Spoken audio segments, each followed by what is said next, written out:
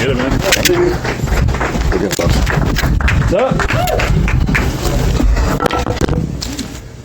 Good evening. The problem with growing up and your only exposure to Japanese culture is karate classes.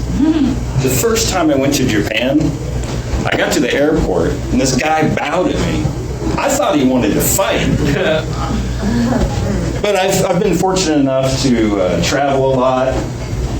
I think the most interesting thing I've done is I was once a drug mule for Israeli special forces. I was known as the Brown Messiah in certain circles. What? Apparently I can fit a large amount of drugs in my ass. Don't be too impressed though. It wasn't the big bricks, it was single serve. And please, just leave it between us. Don't tell anyone, especially don't tell Aviv. A little poem for you. This poem is titled, All Farts Are Gay. Especially the ones that feel good. A great relief you didn't even know you needed until you had it. All farts are gay. Thank you. When someone comes up to me and says, "Hey, Steve Dotson, what type of woman do you prefer? I mean, what do you like?" And I can never answer that question because I like variety. I think the different ethnicities are the spice of life, you know? But one issue I've had with that is you're talking to someone, you don't know what she is. You can't just be like, "Hey, what are you?" That's kind of offensive. And I figured out a way around that. And what I did is I memorized what percentage of women in any given culture use tampons. Now that sounds really silly, but it works. So for example, I memorized something like, only 2% of Chinese women use tampons, right? So if you're talking to someone, you don't know what she is, slip into the conversation, "Hey, I'm just curious, what percentage of women in your culture use tampons?" And if she says 11%, that's just a Mexican.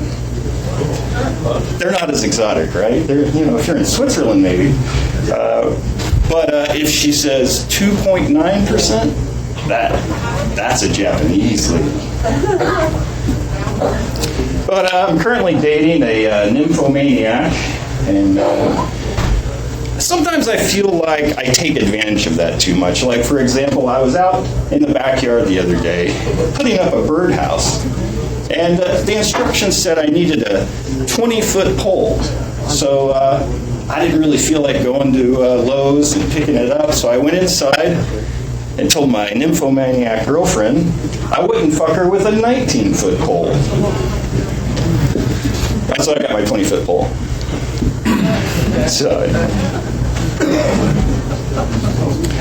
but as many of you already know, when men communicate, they're often very direct. They say what they mean. They say what they want. But sometimes women are indirect. They want you to arrive at their conclusion before they overtly give it to you.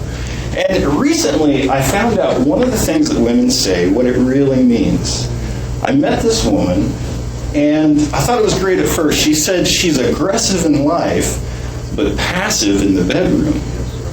Come to find out what that really means is she's bossy around the house and lazy in bed. Okay, but they're all silly jokes. I'll leave you with one thing. I know for a fact that life is not pointless. I don't know if there's a God, which one it is, but I know life is not pointless, because think about it. If life was pointless, you'd never get stabbed. All right, thank you guys. Have a great night.